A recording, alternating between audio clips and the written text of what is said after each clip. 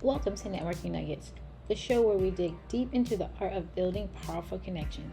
I'm your host, Janaya Hernandez, and each episode we bring you inspiring stories, practical tips, and expert advice from industry leaders and networking pros.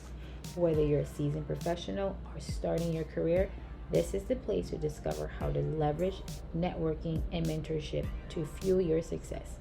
Get ready to unlock the secrets of effective networking, develop meaningful relationships, and cultivate a community that empowers you. So grab your favorite drink, settle in, and let's dive into today's episode of Networking Nuggets. Wait.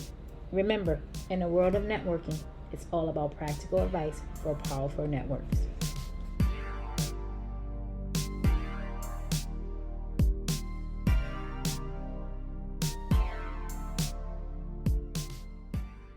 Hello, everyone, and welcome to another exciting episode of Networking Nuggets. I'm your host, Janaya Hernandez, and today we're diving into the heart of compassionate leadership in healthcare. And I picked the right person to lead this topic. I'm very excited. We have a phenomenal guest with us, Frankie Hamilton, healthcare executive, nursing educator, and a true champion of spreading compassion like confetti. Look at what? I'm telling you, right? That didn't even do you justice. I am going to let this gentleman introduce himself. I mean, it may not compare to my confetti one, but I know you can top it. That Frankie, take it confetti away. was on point. I love that analogy right there. And if I were to open up, I have a drawer full of pom-poms here in my office. So confetti and pom-poms are right up my alley. If they need to come out at any time, you just let me know. I will. Take it away, Frankie. Janaea, thank you so much for having me. It's been a long time that we've actually gotten to hang out in real life, so I'm hoping that that will happen soon. Yeah. Um, you are actually one of my favorite success stories of networking and meeting an amazing person at an event, through one of our professional organizations that we share together. But we'll talk, more about that. But just sort of to give you a little quick snapshot of, my journey in healthcare. I actually was a teacher formerly, a high school science teacher. Yeah, you didn't know that? Yeah, I taught high school science for 4 years, chemistry and biology. Okay. Networking BFFs. That's what I call the audience. Like I self-proclaim myself the networking BFF. That is something. And me and Frankie, we make sure we connect when we're at these Right. events. And I did not know that. Yeah. Okay, We all right. we I'm missed getting that my was a missed opportunity right there. I'm getting But my notebook out. Keep going. Keep going. so yeah, so I was actually, a high school science teacher for 4 years, and I had worked in a healthcare setting in a different capacity in like a clerical role prior to being a teacher. And I had always thought about becoming a nurse, but at the time when I was younger, 2004, and I had just graduated college and I was thinking like, what should I do with my life? And I thought about being a doctor. And then when I worked at a hospital and I saw how much nurses were valued and how much the patients always asked for their nurse and never their doctor, although of course they care about their doctor, but their first question to me was always, is Nurse Patty here today? Is Nurse Cheryl here today? And I was like, wow, like these patients love their nurses. And, I have found that to be very, very true to this day. So I thought about nursing, but because I was still a little bit like, oh, it's a female dominated profession. There's not enough males who pursue this as a career, which was really true at that time in 2000 and, the early 2000s. It was probably, I don't know, 7 to 9% of the workforce would have been males. So I really was just not ready yet, to get over that. So then I decided to pivot and I taught for 4 years. I taught, science, chemistry, biology, loved every moment of it. And then I was like, you know what? I just kept thinking back to nursing and healthcare. And I was like, okay, like I think I'm ready now to kind of get over myself about this whole gender thing.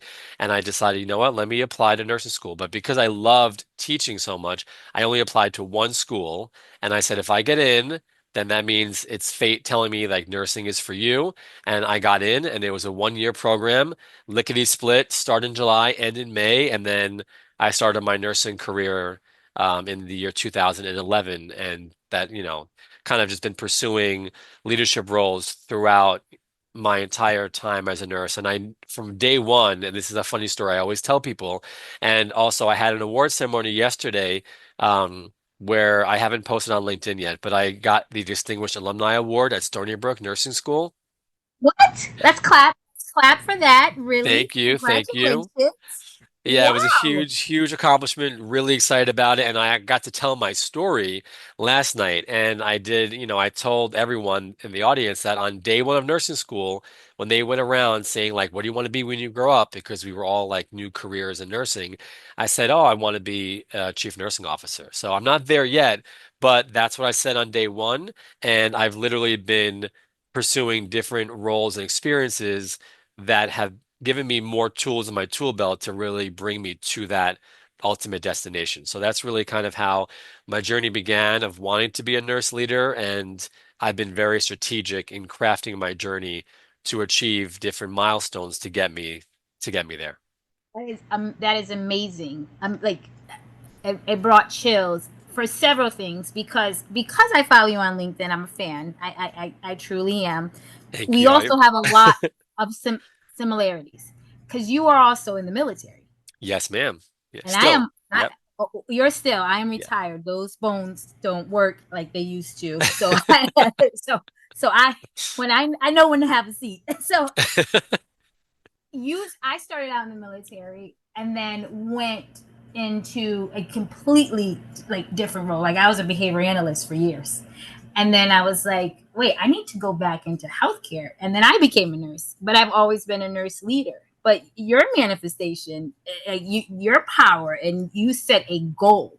I want you to talk about like the power of goal setting and just utilizing your networking to make sure you stay on your trajectory because that story is inspiring. So I know there's some male nurses and just even nurses in general that could benefit from how you're strategically going about getting that goal that you set forth years ago.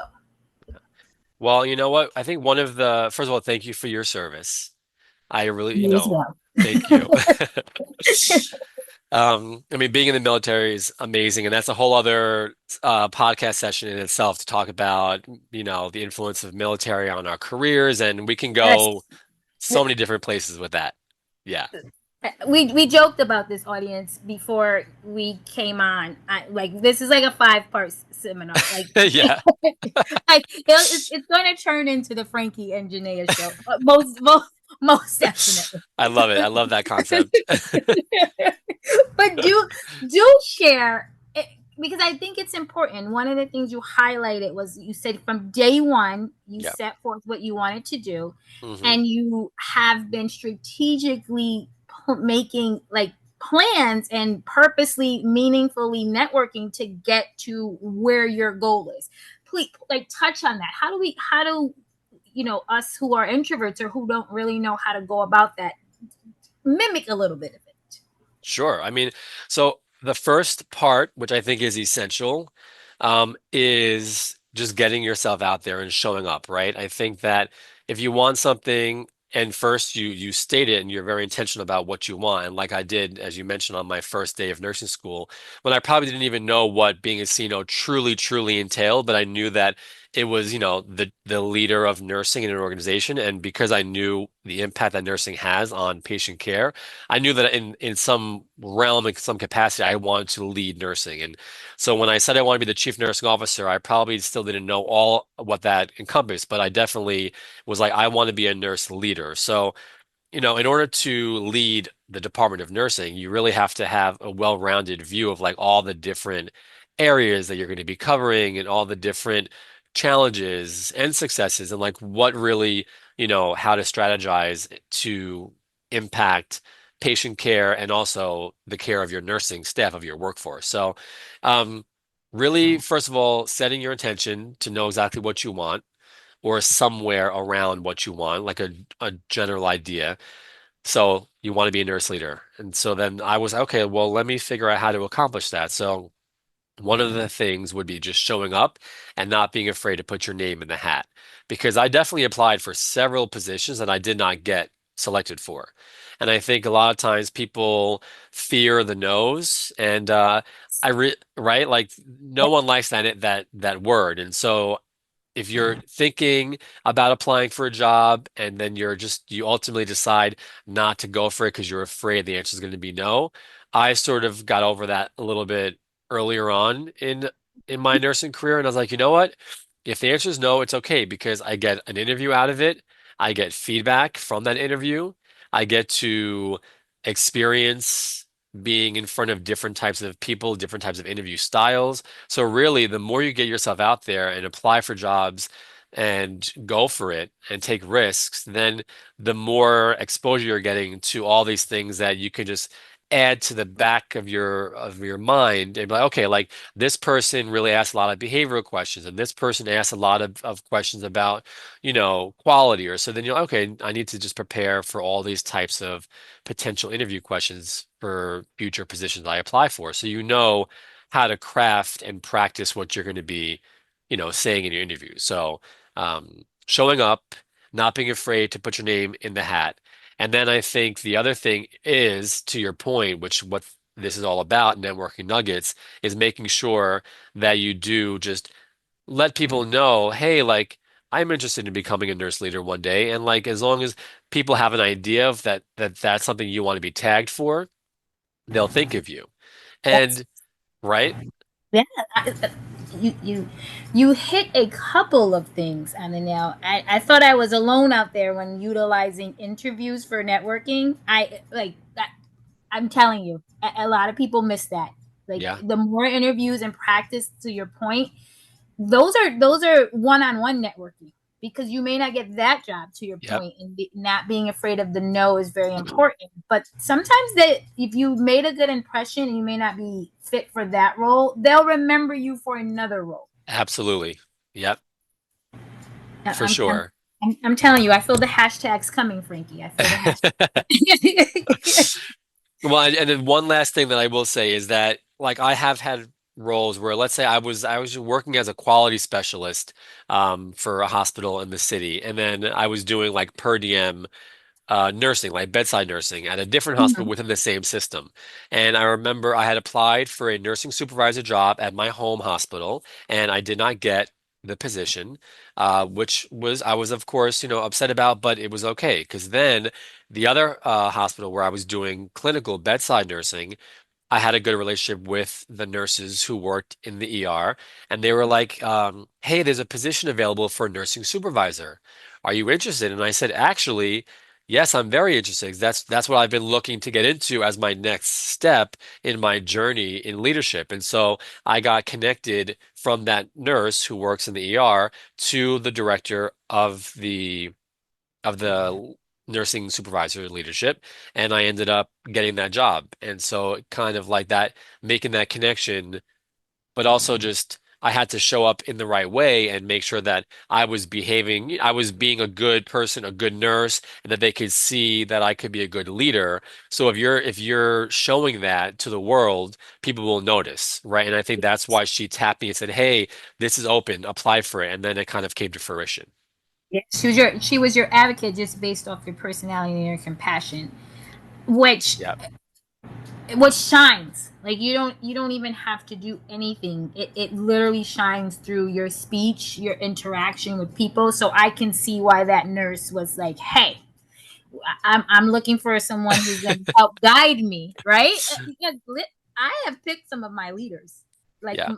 whom I report to. I've been like, "Hey, listen, I want a good boss, so this Yeah, position is totally. open," and knowing where you are right on the ladder. So like if you know you're not ready, but you know someone who actually is, and you Yeah, wouldn't mind being, mentored by that person, tapping them absolutely. on the shoulder. I am like, that is my thing. Hey, come help me out. Come get this Yep. role.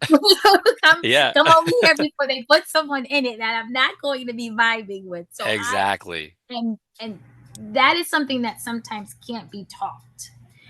But speak to the value of being compassionate, and how that, kind of worked in your favor, because it does. I Yeah. feel like that's kind of your staple on how you got to where you are. Do you agree? What are Yeah, your thoughts I on it? think I would agree because I mean there's different types of leadership styles, there's different types of personalities. I know some great leaders who are maybe like compassionate, but that's not the first quality you think of when you Mhm. think of them, right? And their style is maybe not more abrasive, but just, just not as in your face compassionate. And I think some people don't mind the DL compassion where like they're like, okay, this person's like really like, straight to the point, doesn't really show compassion on their sleeve, but they're a good leader and I can get behind that. But some people like the leaders who are clearly, transparently, openly compassionate. And I think that's where I land because I definitely hold people accountable, but the way I show up every day, I think I probably lead with compassion. So I think to your point, that probably is what people see. And even like when I'm talking to people like yesterday at the award ceremony, one of the professors there who I happened to meet at a conference, speaking about networking. I met her at a conference 2 years ago, the Eastern Nurses Research Society conference in Boston or Rhode Island. And we never saw each other since then, but it's been 2 years. We stay connected on LinkedIn. We chat occasionally. And she said to me yesterday, "Oh, I really wish you would come and teach here at Stony Brook. Like I could just tell the way that you even craft your LinkedIn posts, like I see compassion that you show your staff and how you demonstrate that to them and try to empower them and encourage them. So, and this is not for me to like, I'm not tooting my own horn, but I'm just saying that people do, people, I listen to your horn. Like you earned a right to toot. Okay, yeah. So do it. So do it. Yes. yeah, so people could see that. And so they could see that in the way that you are in front of them, like physically in person. They could also read that through your posts on social media, right? So I think that, but leading with compassion is probably my style more so. And that might be the first thing you see from me while I still do other things that leaders need to do, but compassion might be the one that shines out the most first. Do you incorporate that when you're out networking? When like you're we all do. Well, I won't say we all. It should make we should all do this purposeful, meaningful networking. So when you're going to these events that when we cross paths, how we met, HNY, how are you guys? How you doing? Right? That's right. And Hashtag when Educator in the house. right, let's talk about it. When you're out at these events, walk us through like your mindset. Like, what is the mission? How do you set up like this is my brand, this is Frankie, and I'm purposely networking today because I think the audience, this is what we do. This is our teaching time, right? We're all coming on here for words of wisdom. How do you purposely put your compassion when you're out there networking at these events? Is that your brand?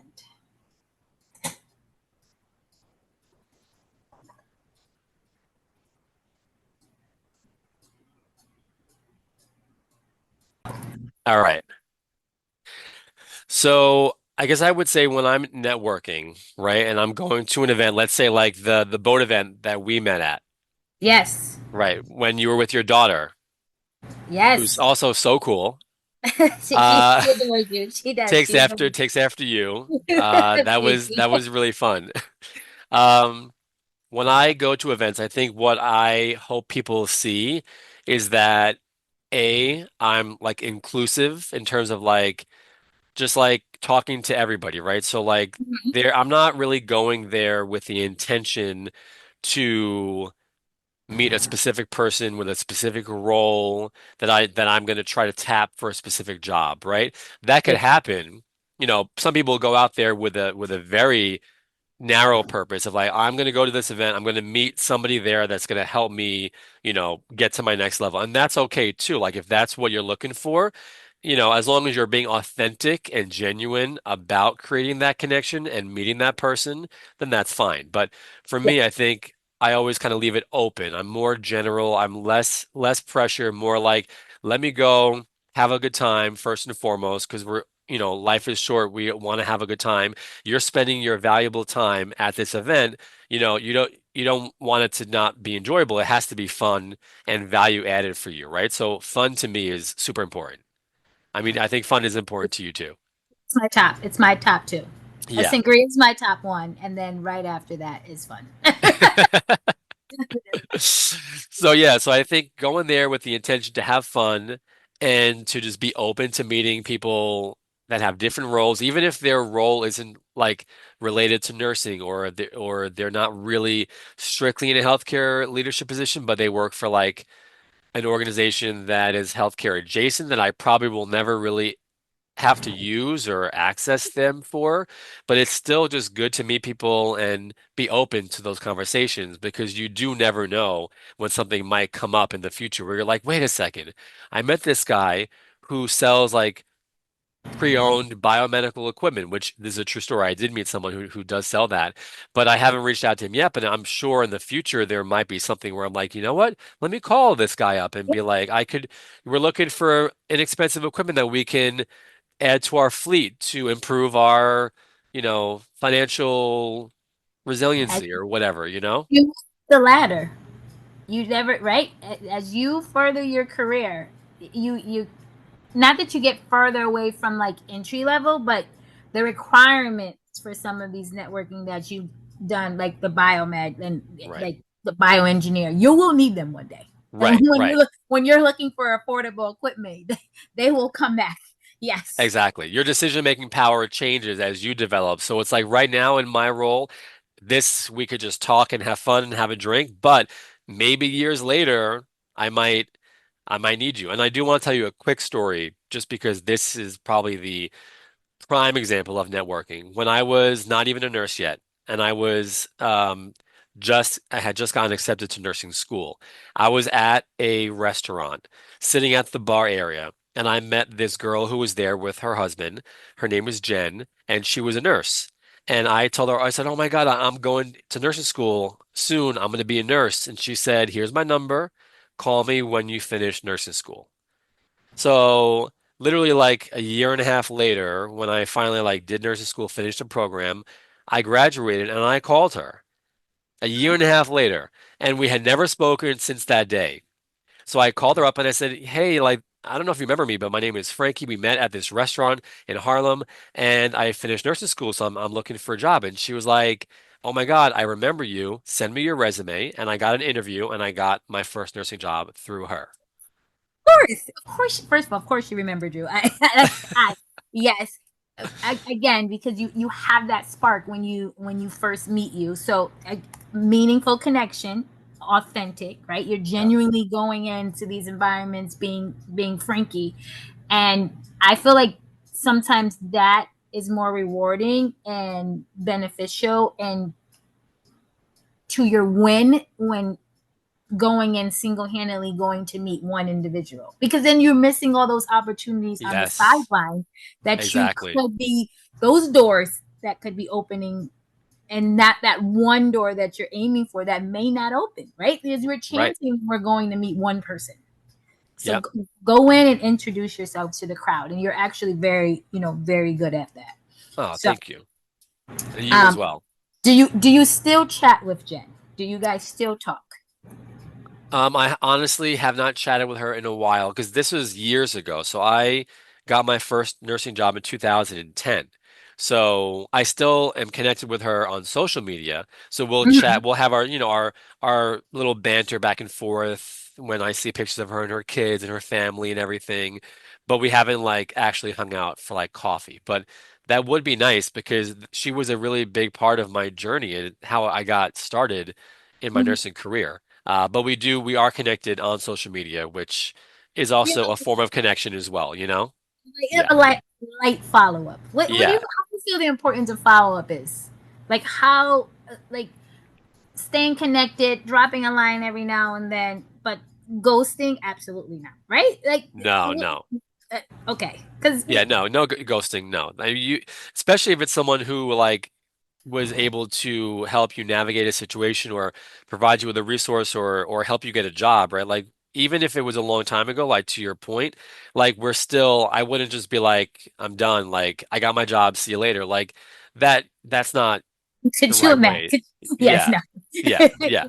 You want to keep that going because again, you also her role can develop, your my role can develop. So you might end up intersecting again in the future in two different roles where you might actually have cause to be like, let's work together, or maybe you work at the same place with each Yes. other. Like nursing is a small world, and I think it's probably felt the same in other industries too, but I don't ever burn bridges, and I definitely think following up or keeping yourself connected, even if it's like minimal, but just, hey, just reaching out, saying hello.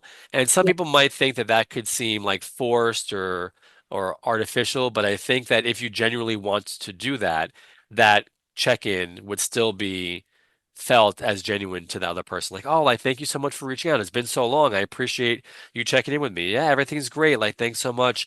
Hopefully we'll connect at some point in the future. And having that exchange back and forth every now and then just keeps things fresh, keeps the relationship alive, and it keeps it to a point where maybe something else might blossom from that in the future. I told you we were going to have some gems. I knew it in the beginning. You know, it is always delightful talking to you. You know that I enjoy that, and I needed to share you a little bit with the audience. So I appreciate you in your willingness. I do want you to share something before we go, Yeah. um, that we talked about, and that is men in nursing. Yes. Like, please tell us what that's about, and please tell us and explain that movement. And if you could give anyone who is looking, the men that are looking to go into nursing, just a tad bit of wisdom, what would you do? Yeah. So for me, as that was a barrier of entry for me when I was first thinking about nursing school, I really wish I had gotten over that sooner and started my nursing career when I was younger. I loved my job teaching, but as nurses, we become teachers, we become educators, and I actually do currently teach at a nursing school. So it's something that would have still been part of my life regardless, knowing that I have a passion for education, and I still Yes. would have liked to have gone to nursing a little bit earlier because I probably would have, it just would have jump-started my nursing career that much sooner, right? But I would say to the men who were considering nursing or even not considering nursing because there's still that gender imbalance. And it's true, it's still there. I mean, for nurses, we're at about 12 to 13% of the workforce are males compared to females. So that's a very small percentage, right? And for physicians, if you think about physicians used to be like the majority of physicians were men years ago. And now Yes. it's 49% female and 51% male is the last data that I saw, which is almost even, right? Yes.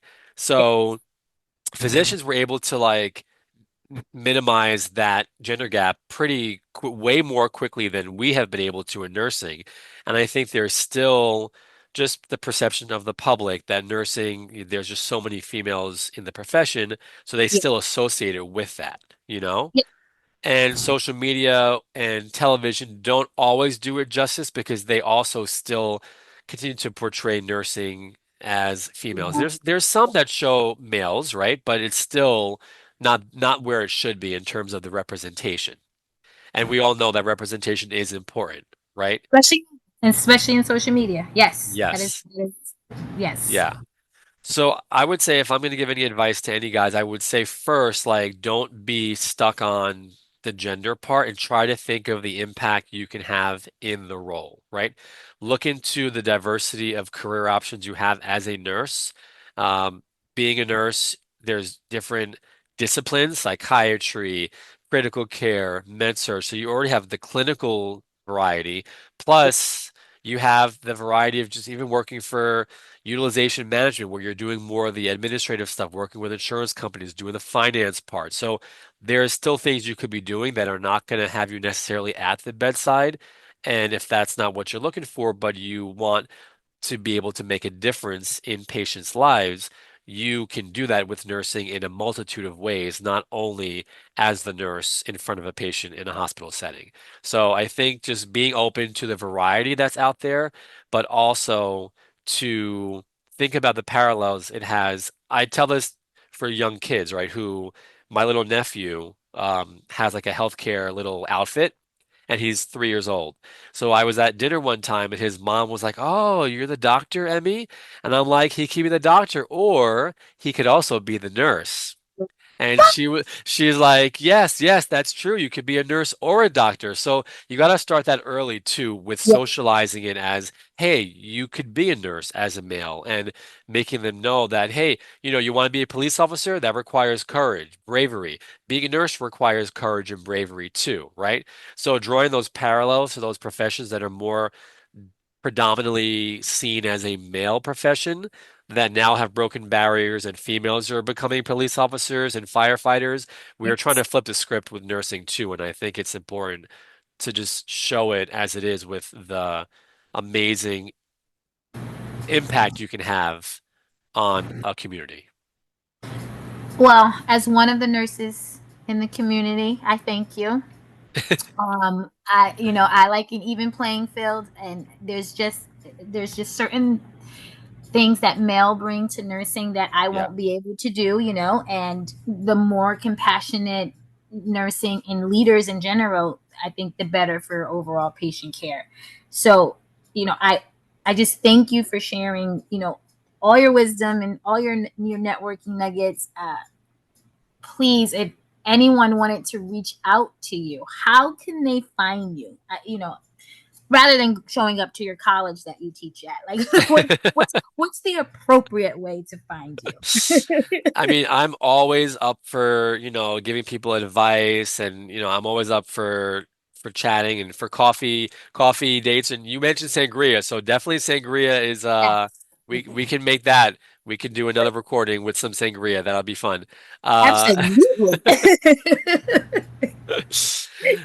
But my LinkedIn is pretty robust, and as you know, you and I stay very connected on there. So if anyone wants to look me up on LinkedIn, I'm pretty active. I do believe that LinkedIn is a great way to network, to meet people.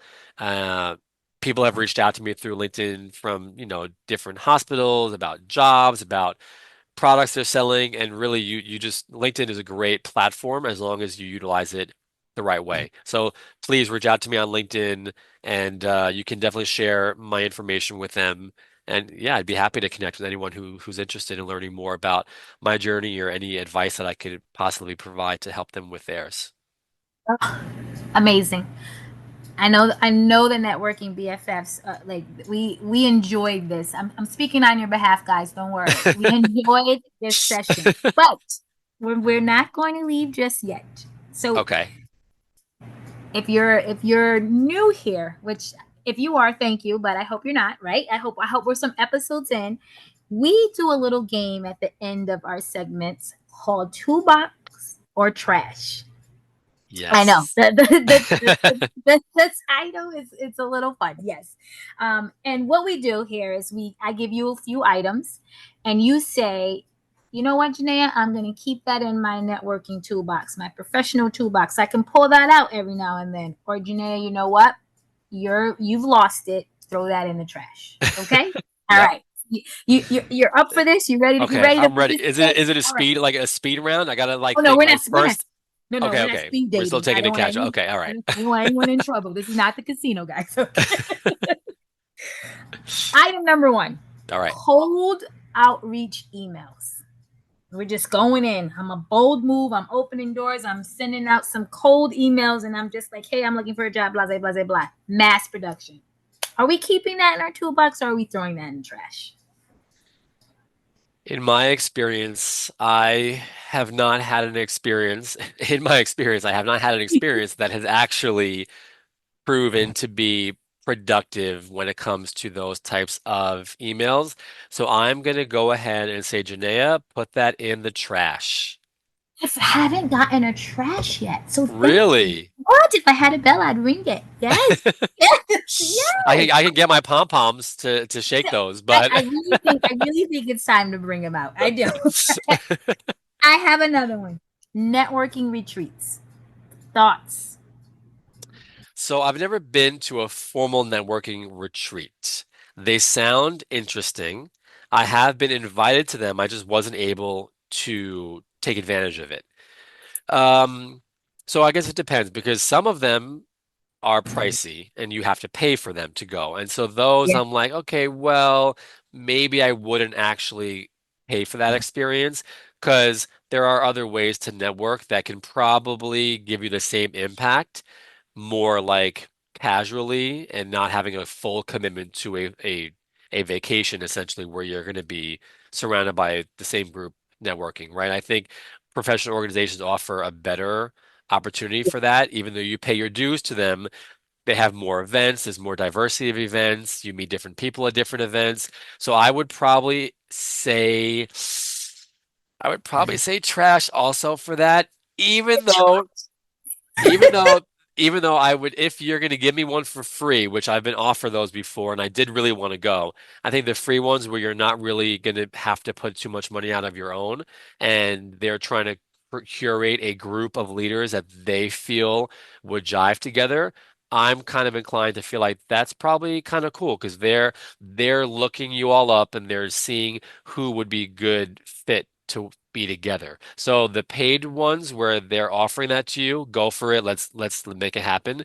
The ones that you have to pay money for, I would probably say trash them. So we will not see you on the networking nursing boat. Oh, is that such a Oh my, thing? they are. They're actually very popular. Very expensive, Oh, but very popular. Yes, yes. huh. And I'm intrigued. I have to find someone that's been on it and see if it's actually been beneficial for them. Because Yeah, that's I'm my curious. question. That's my question. Are we partying? Because I'm up for a Right. good party. Of course, absolutely. Yeah. Yeah. But we could use HLNY and do a very affordable party. Exactly, exactly, So exactly. Yeah. I'm with you on that one. Our last one, networking follow-up gifts. Mm. Ooh. So now I've met you, we've gone to an event, we've talked, and now I'm sending you some form of gift as my follow-up rather than just an email. Thoughts on it? So your intention for with this gift, just so I'm clear on the question, so I can answer, truthfully. What's your intention is just to say, hey, nice meeting you. Let's Mm-hmm. keep in touch, like a nice little kind of if I went to a dinner party, my husband and I, well, it's really my husband. He likes to always write a handwritten card to the people who hosted the party, and they always love it. Love it. We have received repeat invites to annual events where other people were not invited back, and some of our friends who've invited us to these repeat events told Raynon, my husband, you got an invite back because you were the only person who wrote me a thank you card, and that was so thoughtful that it made me think of you when I was having this party again. So we have to keep it. That has to go in the So toolbox. I would definitely put that in my toolbox. I think use it wisely, right? And you may not have to give a gift to everybody that you've met that you're networking with, but if you've met someone that you made a meaningful connection with and you want to sustain that connection, then I would say absolutely handwritten card and a little token of appreciation. And I think that would go a long way, and people probably do really appreciate that. Way more personal than an email. For Love it. sure. Yeah. Well, we can go on and on and on and on. No, we But 100 we totally could. 100%. but I thank you. I thank you for playing in our game. We've of course gotten some valuable networking nugget tools to utilize in our everyday. Um, the mission and the purpose and just all that you do, as a leader, I adore it. Keep it up. You're doing great things. So, with Thank that you. being said, thank you to our amazing listeners for tuning into this episode of Networking Nuggets. If you enjoyed today's chat, share it with your network. Leave us a review. Your support helps us reach more people and spread these essential insights. Until next time, keep building those connections with intention. Sprinkle compassion, like our friend Frankie here everywhere. And remember, it's all about spreading practical advice for powerful networks. Toodles, everyone.